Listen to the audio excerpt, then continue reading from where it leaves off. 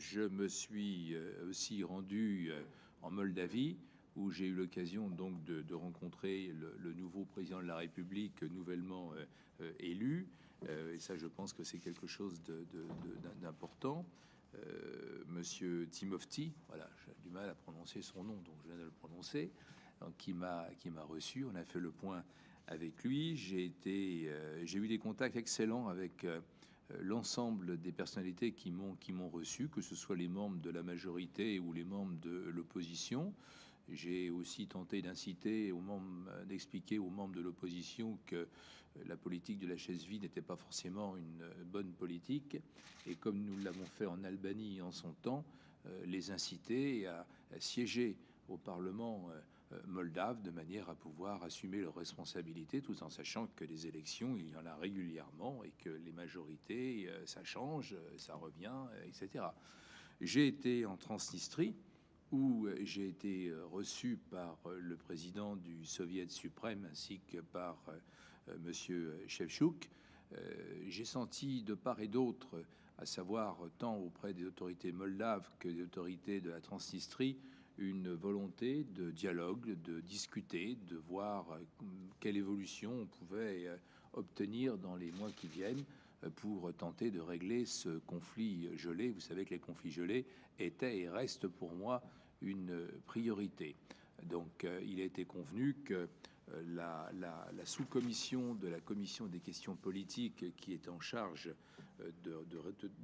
qui s'appelle exactement la sous-commission sur la prévention des conflits par le dialogue et la réconciliation, qui est présidée par mon collègue belge Patrick Moriot, se réunira ici à Strasbourg avec des représentants des deux parties moldaves et transnistriennes, de manière à ce que nous puissions essayer de faire des propositions concrètes afin d'apporter notre contribution à l'action qui est menée actuellement par un groupe qu'on appelle le groupe 2+5, qui est composé donc de la Transnistrie, de la Moldavie, et les 5 étant l'Union européenne, l'OSCE, la Russie, les États-Unis et l'Ukraine. Voilà, donc le Conseil de l'Europe ne fait pas partie de ce format, mais il n'empêche que nous souhaitons jouer notre rôle qui est le nôtre, puisque la Moldavie fait partie à part entière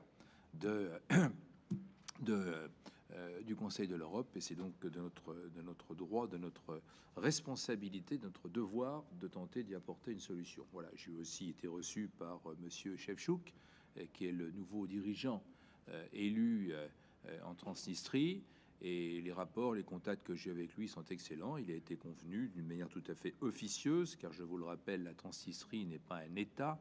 Personne n'a reconnu aujourd'hui, ne reconnaît la Transnistrie, mais il n'empêche que nous pouvons quand même discuter, puisque nous sommes ici pour discuter, et pour dialoguer, il faut être au moins deux. Donc j'ai bien l'intention de poursuivre les échanges que j'ai eus avec monsieur Shevchuk à Paris, de préférence, je le rappelle, d'une manière tout à fait officieuse, d'une manière personnelle, et en aucun cas on ne pourra dire que je le reçois à quelque titre que ce soit. Voilà, en tout cas, ce qui est important, c'est cette volonté de dialogue qu'il y a de part et d'autre. Georges Boubeka, journaliste indépendant moldave. Monsieur le Président, on est très content qu'une des premières visites officielles en qualité de président, vous l'avez effectuée à la République de la Moldova. Vous avez raconté déjà sur cette visite. La question est suivante. À votre avis, quelles sont les chances réelles de résoudre le conflit transnistrien? Nous avons la volonté aujourd'hui d'apporter notre contribution. Nous considérons aujourd'hui que c'est un conflit qui n'a aucune raison d'être. Bon, nous considérons qu'entre gens intelligents, nous devons pouvoir discuter et apporter des solutions concrètes pour régler la situation dans cette partie du continent européen.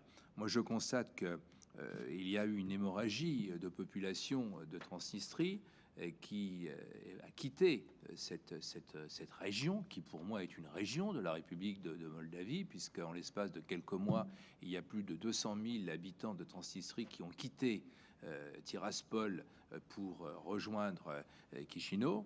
et peut-être même d'autres villes. Je constate que les interlocuteurs que j'ai eus ont tous été d'une très grande qualité et qu'on sent véritablement, je le sens, je ne sais pas pourquoi, je ne peux pas vous l'expliquer, mais je sens qu'il y a une véritable volonté de trouver une solution à ce conflit. C'est-à-dire que l'entretien que j'ai eu aussi, j'en ai parlé tout à l'heure avec Monsieur Shevchuk, était un entretien d'une très grande qualité. Et je suis persuadé qu'avec un peu de bonne volonté, entre eux, je dis bien entre eux, les Moldaves, je dis bien les Moldaves, qu'ils habitent la République de Moldavie ou cette région qu'on appelle la Transnistrie, pour moi, ils sont tous des Moldaves. Les Moldaves, entre eux, doivent pouvoir apporter une solution à ce conflit et qui n'a aucune raison aujourd'hui d'exister. Voilà. Alors, j'ai vu aussi, avec beaucoup d'émotion, la famille de ce jeune homme qui a été tué le 1er janvier 2012, puisque je me suis rendu sur place. Et je pense que ce type de situation ne doit plus pouvoir exister. Alors, encore une fois, au risque de me répéter, de tourner en rond, je suis intimement convaincu qu'avec de la bonne volonté de part et d'autre, on doit pouvoir régler ce problème. Bon, je rencontrerai aussi, bien évidemment, certainement ici à Strasbourg, la nouvelle délégation russe pour parler avec elle de cette situation. Bon, je sais que c'est Monsieur Rogozine qui a été nommé au poste je ne sais plus quel est son titre exact, de représentant spécial de la Russie pour traiter de la Transnistrie. Donc j'aurai certainement l'occasion de le rencontrer, d'en discuter avec lui. Mais je ne vois pas aujourd'hui pour quelle raison on n'arriverait pas à régler ce problème. Voilà. Et j'ai vraiment d'ailleurs, je retournerai en Moldavie. J'ai promis d'y retourner. Et j'y retournerai certainement accompagné d'une délégation plus représentative du Conseil de l'Europe. Je dis bien du Conseil de l'Europe et peut-être pas de la seule Assemblée parlementaire, parce que je crois que si véritablement dans les mois qui viennent, il y a bien un conflit qu'on doit pouvoir régler, c'est celui-ci. Je suis d'un naturel très optimiste.